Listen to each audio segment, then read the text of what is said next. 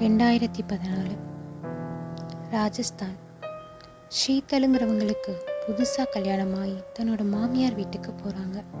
அங்கே தன்னோட நாத்தனாரோட 5 வயசு குழந்தை எய்த்த வீட்டை பார்த்து கையாட்டுறதும், தனியாக நின்று பேசுகிறதும், ராஜு ராஜுன்னு கூப்பிட்றதும், சிரிக்கிறதையும் வழக்கமாக வச்சுருக்கிறத பார்க்குறாங்க. 5 வயசு குழந்தைங்கிறதுனால தெரியாமல் பண்ணுது போல் அப்படின்னு நினச்சி விட்டவங்க நாளுக்கு நாள் இது அதிகமாகிட்டே போகிறத பார்த்து தன்னோட கணவர்கிட்ட சொல்கிறாங்க. அப்போது தன்னோட கணவர் சொன்னதை கேட்டதுக்கப்புறம் தான் அவங்க தலையில் இடியே விழுந்த மாதிரி இருக்கு. அப்படி என்ன சொன்னார் அப்படின்னா, ஏற்கனவே அங்கே ஒரு அழகான குடும்பம் வச்சுட்டு இருந்துச்சான். அந்த வீட்டு பையனோட பேர் தான் ராஜு. குழந்தைக்கு வயசு 5 தான். ஷீதலோட நாத்தனாரோட பொண்ணோட தான் எப்பயுமே அந்த பையன் விளையாடுவானான். தன்னோட அம்மாவோடையும் அப்பாவோடையும் ரொம்ப சந்தோஷமாக இருந்திருக்கான். அப்பாவுக்கு ராஜுனா எப்பயும் ரொம்ப பிடிக்கும். தன்னோட பையனை எப்பயுமே நல்லா பார்த்துக்குவார். ஆனால் அம்மாவுக்கு திடீர்னு ஒரு ஆண் நண்பரோட தீராத ஒரு பழக்கம்.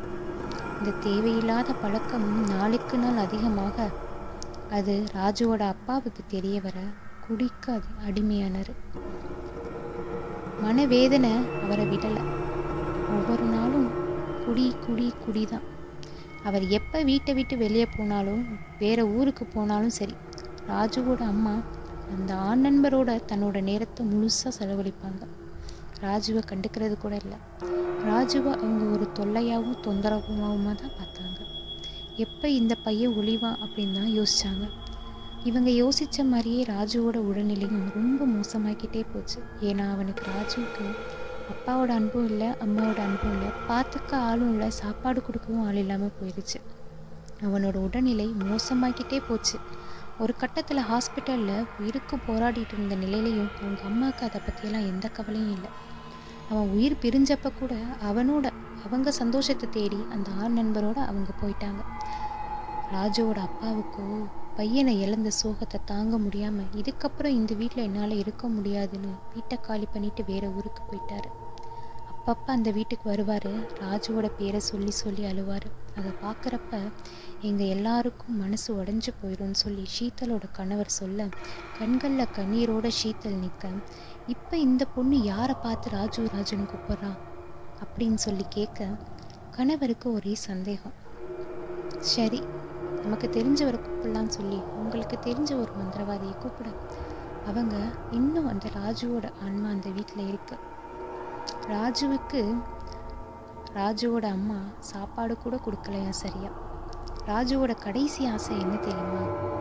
ஒரு கிளாஸ் பால், ரொட்டியும் சிக்கன். அதைத்தான் அவங்க அம்மா கிட்ட கேட்டிருந்துருக்காங்க. அந்த அம்மா அதை கூட கொடுக்கல. சரி, ராஜுவோட கடைசி ஆசை இதுதான் தெரிஞ்சிருச்சு. இதுக்கப்புறம் எதுக்கு நேரத்தை செலவழிக்கணும்னு சொல்லி ஷீதலோட மாமியாரும் சேர்ந்து அந்த பையன் கேட்ட மாதிரியே அவனுக்கான ஒரு கிளாஸ் பாலும் ரொட்டியும் சிக்கனையும் ரெடி பண்ணி கொடுத்தாங்க. அந்த வீட்டில் வச்சுட்டு கதவை சாத்திட்டு எல்லாரும் போயிட்டாங்க. திரும்ப கதவை திறந்தப்ப உள்ள எதுவுமே இல்லையா. எல்லாரும் ராஜு தான் அதை சாப்பிட்டுப்பான்னு சொல்லி நம்புறாங்க.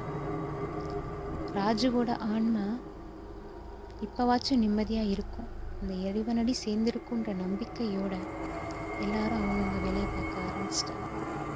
இன்னும் இந்த மாதிரி எத்தனையோ ராஜுவோட அம்மாக்களும் இருக்காங்க. அந்த குழந்தைங்களை யார் காப்பாற்ற போகிறாங்கன்னு தெரியல.